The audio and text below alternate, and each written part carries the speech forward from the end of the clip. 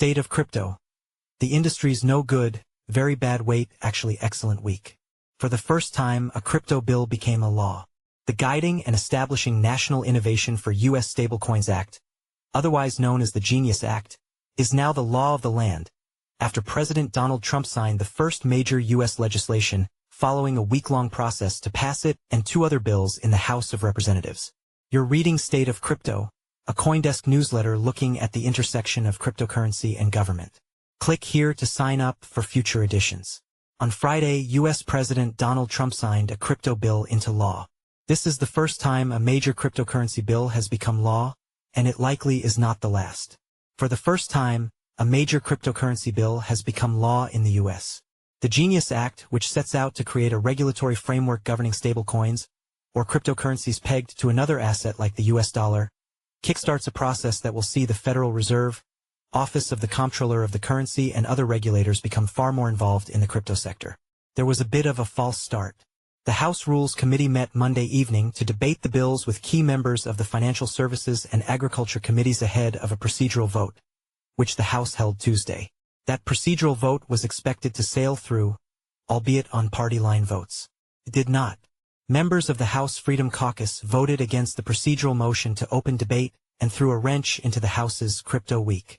Later that evening, U.S. President Donald Trump posted on his social media platform Truth Social that 11 of the holdouts had agreed to vote for the motion, and the House reconvened on Wednesday to first vote to hold a redo on the other vote.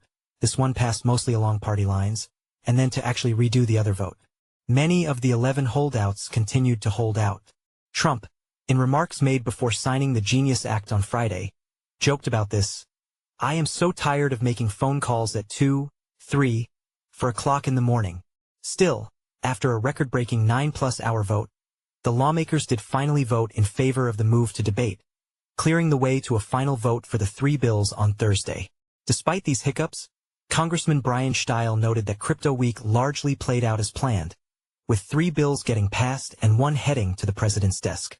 In the House, it feels like in the home stretch with the narrow majority, there's final negotiations, final discussions, he said on CoinDesk TV Thursday ahead of the vote. But the good news is the play call that was made at the start of the week is the play call we're executing today, which is passing Genius, putting that on the president's desk for his signature into law. Moreover, while industry participants anticipated that maybe 30 or so Democrats would vote for the bills, the actual numbers dramatically surpassed this.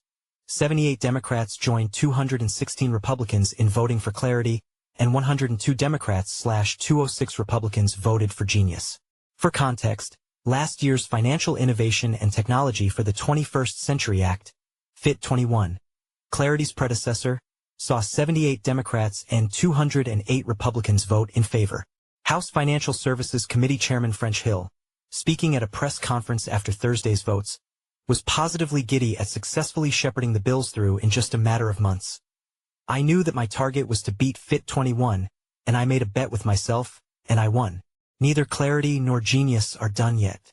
The next steps for Genius belong to the federal regulators tasked with implementing its provisions. The Federal Reserve, Office of the Comptroller of the Currency, and others will now have to launch the rulemaking process to develop the actual regulations asked for in the law.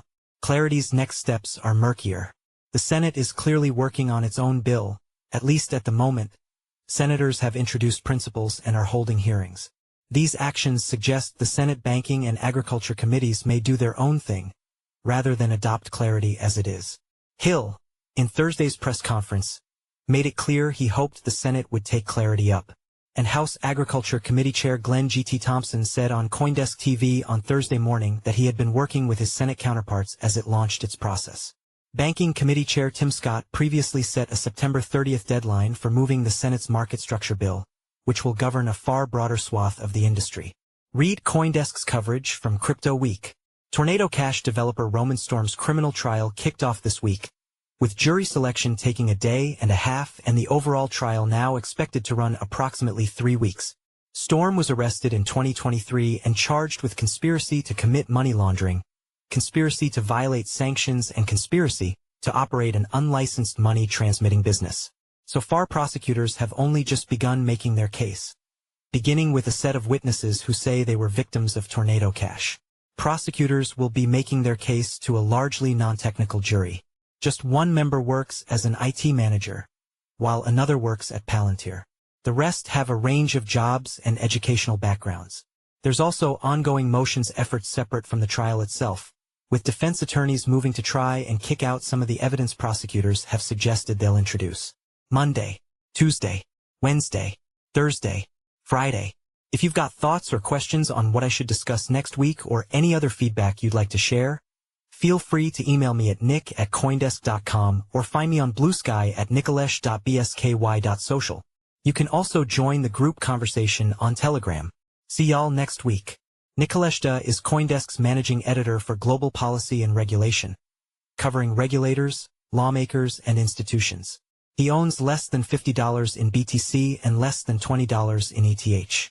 He won a Gerald Loeb Award in the beat reporting category as part of CoinDesk's blockbuster FTX coverage in 2023, and was named the Association of Cryptocurrency Journalists and Researchers Journalist of the Year in 2020.